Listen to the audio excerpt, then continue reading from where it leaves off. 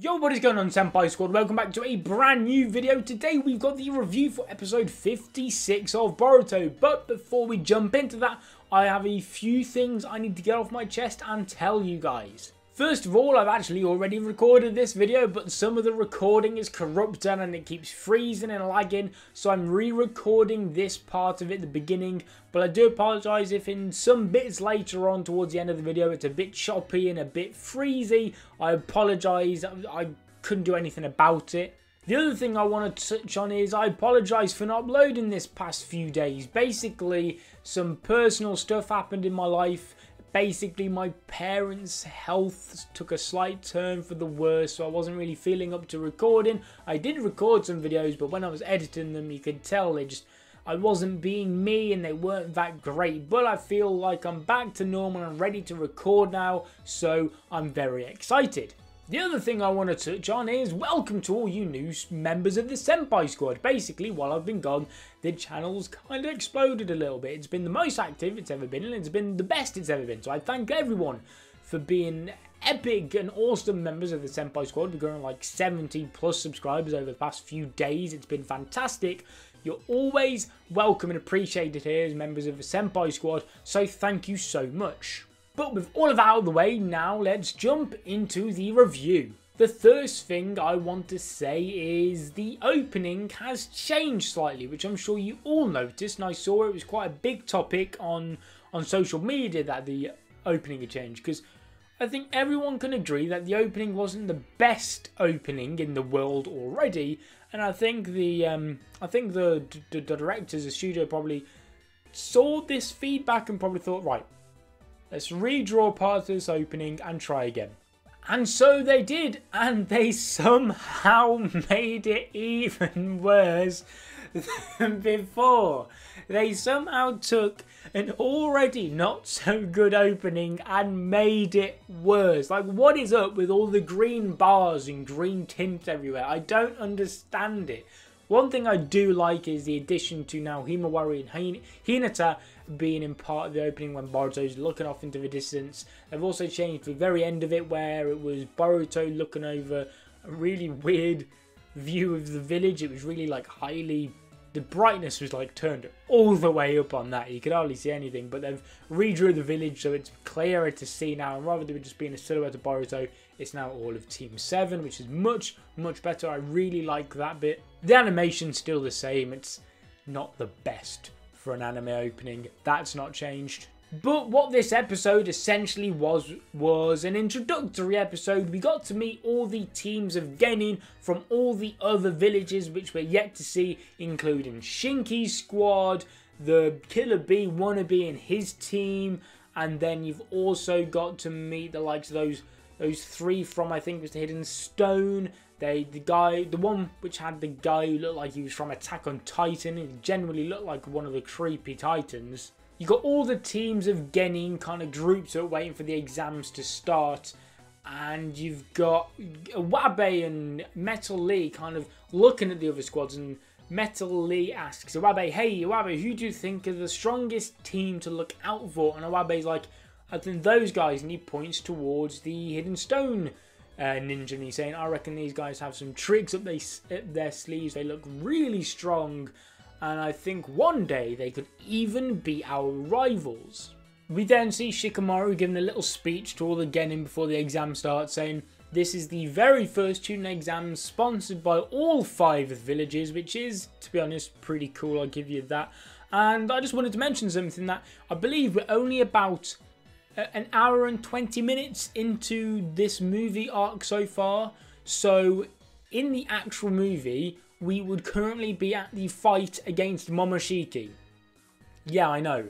That's how much they're expanding on this arc, and that is fantastic. I love that they're doing that. Like I said, we're currently 1 hour and 20 minutes into the movie portion of the anime, whereas if it was in the actual movie, 1 hour and 20 minutes in, we'd currently be fighting Momoshiki, and we've not even gotten close to that yet, which is fantastic. I really think they're going to try and fill out this Chunin exam arc, so it feels like an actual Chunin exam, and I feel like they're going to make the one-on-one fights a hell of a lot longer and better as well, which is perfect.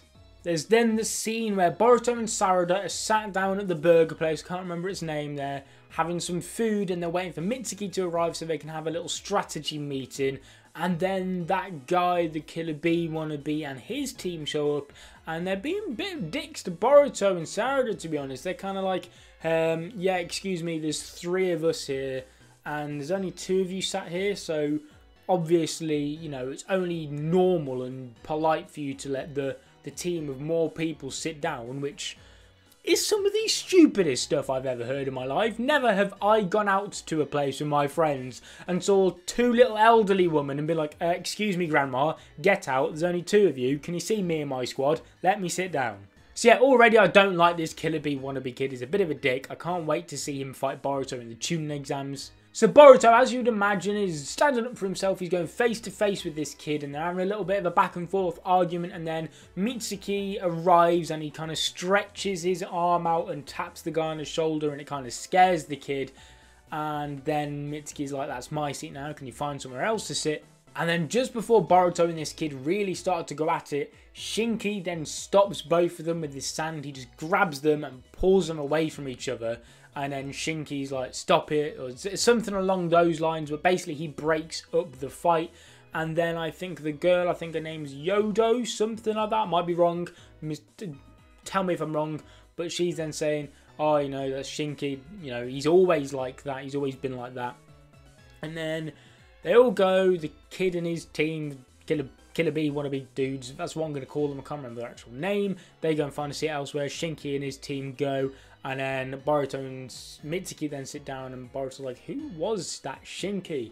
And Sarada explains that he's actually the adopted son of the Kazekage, and Boruto's like, ah, right, okay. Mitsuki's like, oh, he's like you, Boruto, the son of a Kage. And I think it's quite obvious that Boruto and Shinki are going to have a very Naruto and Gaara-esque relationship. I think they're both going to start off as rivals, but they're eventually going to come to accept each other because essentially they're the same. You know how Naruto and Gaara, they both wanted to fight each other. They were rivals. You know, Gaara was this bad guy, but then they came to accept each other because they're actually a lot similar than they thought they were. They were both alone. They were both Jinchuriki. And I think Boruto and Shinki are going to have the same thing. They're going to be fighting it out, and then they're going to realise, listen, we're both the same. We're both son of Kage, and maybe we don't get all the attention we possibly should. I'm not trying to say Gaara's a bad dad or anything. Like, I'm sure he's great. We've not really seen him be a dad or anything, so maybe we'll learn a bit about that during this arc from Shinki. Anyways, after that, we then see all the Kage then grouping together on a little mountain. When I say all the Kage, I think it was the Mizukage, Tsuchikage, and Raikage all grouping together. And I still can't get over Kankuro's design in Boruto. I don't know what it is. I can't tell if I love Kankuro's design or if I hate it. It's like a really bad ass design. It's like it's bad, it's ass. But you put them together and it's badass. Am I making any sense, guys? Please let me know. The first round then begins Sai's explaining. It's the same thing as a true or false question, but what's different is they have to now travel to the destination where they'll pick true or false. They have to go through a forest and it's full of traps, which is a good addition. It's a smart thing for Studio Pierrot to do because it fills out an entire episode, but at the same time it's a bit more entertaining to watch than the original true or false round that we had in the movie. I kind of gave props to Studio Pierrot there, but I'm pretty sure that they're just going off Kishimoto's original script, so this might have been written anyway. But either way, I think it was a great addition. It really made the first round much more interesting because the movie first round was just a bit like, yeah, okay. And this is when we see what is quite possibly, I think we'd all agree, one of the most irrelevant characters in the entirety of Naruto. But damn! Tenten! What happened to you, Tenten? Like, some of the girls we've seen in Boruto have kind of just gone a bit, oh, okay, that's fine. Like, you know, like the former Mizukage and I think Anko. But Tenten, ooh! Tenten is looking fine. I just wanted to put it out there. Tenten, is now my Boruto waifu. And then we see the team from the Hidden Cloud and Stone.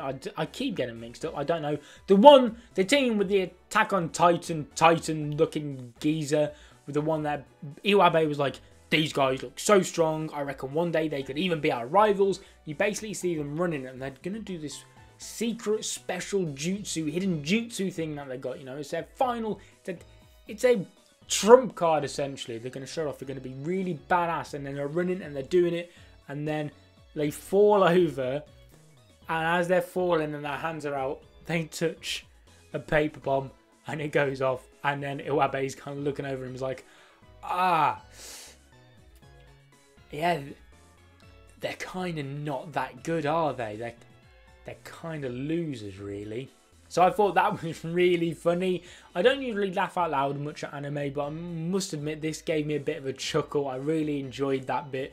I was completely wrong. I mean, in last week's review where I was talking about the preview for this episode, I said, I reckon these guys could be like Boruto's sound ninja, where they're kind of trying to sabotage the tuning exams, but I was completely wrong. They were literally just comic relief, just terrible ninja. And you see the Tsuchikage just like, I'm gonna kill those three when they get home, and it was just, I couldn't have been more wrong, basically. Then we basically just get to see all the relevant remaining Genin squads take out some like weaponry things that Tenten summoned, and we just kind of get an idea of who's left, who's strong, and you start to get an idea who you need to look out for in this exam. And then once all that's over, we basically get the exact same type of, in fact, I think it's the exact same question, the true or false portion of the exam. That's still the same. Sarada still does her line of, which one would the dad choose? I'm going to take a different path. To my dad, I'm going to become the Hokage. So let's do the opposite. He says, and Boruto's like, you know what? This is quite fun. Let's let it all rest on a gamble. And then the floor breaks and Boruto gives up. He honestly gives up. He's like, oh, it's all ending here already, is it? And he just gives up. But luckily Sarada catches on and Mitsuki catch on, and Boruto is not eliminated. But he did essentially give up, which is quite interesting, because Sai actually said once it had all finished, he said anyone who fell into the ink, you are disqualified from the tuning exam, because when you saw the pool of ink and you realised you'd lost, if you didn't make any attempt to try and stop your fate of being disqualified, then you don't have the guts to be a tune-in, something along those lines.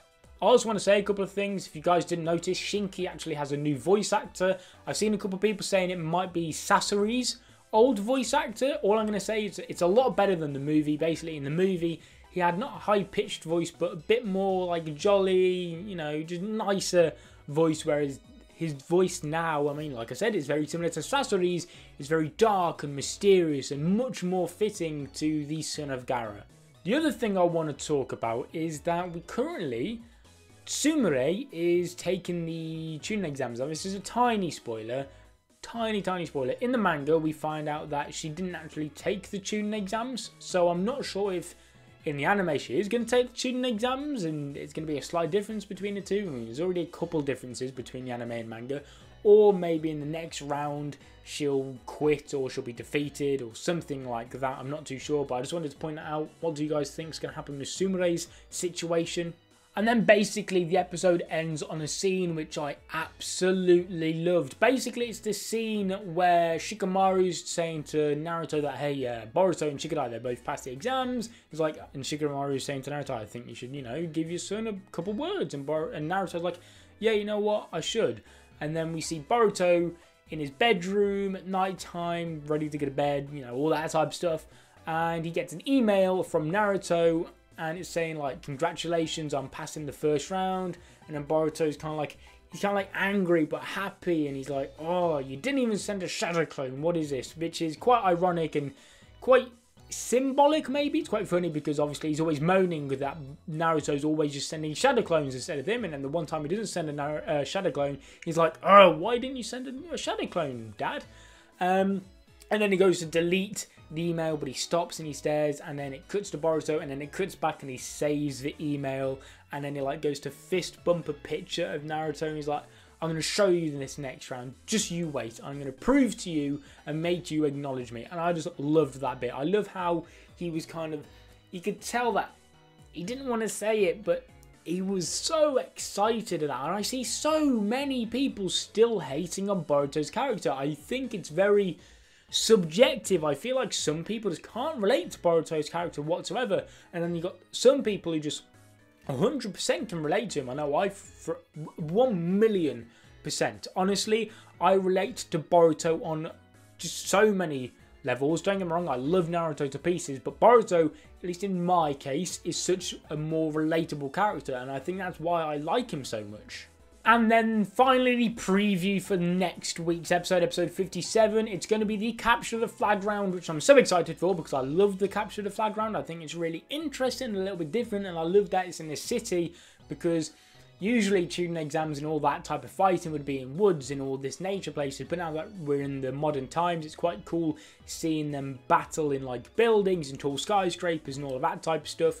We also see, I believe, Lee versus Shinki, and Lee is actually bleeding, so I think we're going to get a bit of a throwback right now of Lee versus Gaara. I don't think we're going to see any gates opened or any hidden lotus or anything like that, but I think it's going to be a nice little throwback for all the OG Naruto watchers. But guys, that's going to be it for today's video. I'm going to give this episode a 7 out of 10. Like I said at the start, it was nothing game-changing, but it wasn't a bad episode either. I thoroughly enjoyed it, and like I said, it was an introductory episode. It wasn't meant to be this out-of-the-world thing. My question is, where are these Shikis? Where is Mama Shiki in that? They can't be too far. They're meant to have the power of God, so they should just be able to teleport here, but whatever. Thank you guys so much for watching. Leave a like on the video. Subscribe if you're not already, and I'll see you guys in another video. But until then, peace.